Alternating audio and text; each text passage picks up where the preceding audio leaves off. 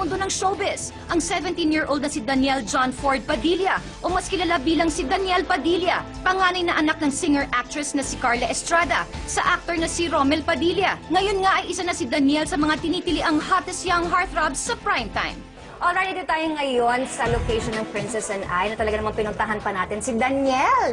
Daniel, thank you so much. Alam kong sobrang busy ka pero pinaunlakan mo ang aming imbitasyon. Opo, maraming salamat. My gosh, pag nagsasalita ka talagang parang may naaalala akong mga boses.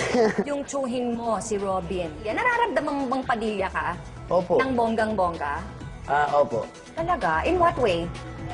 Siguro po, matapang po. Napag-usapan mo natin yung nung bata ka. Nung bata po, talagang sobrang makulit po talaga. Talaga? Laging nasa labas. Tapos kung papatulugin ako ni mama, kunwari matutulog ako. Pero pag siya yung nauna natulog, yun natatakas na ako. Paano ka pinapagalitan ng mami mo? Ikaw ba'y napapalo nung bata? Opo.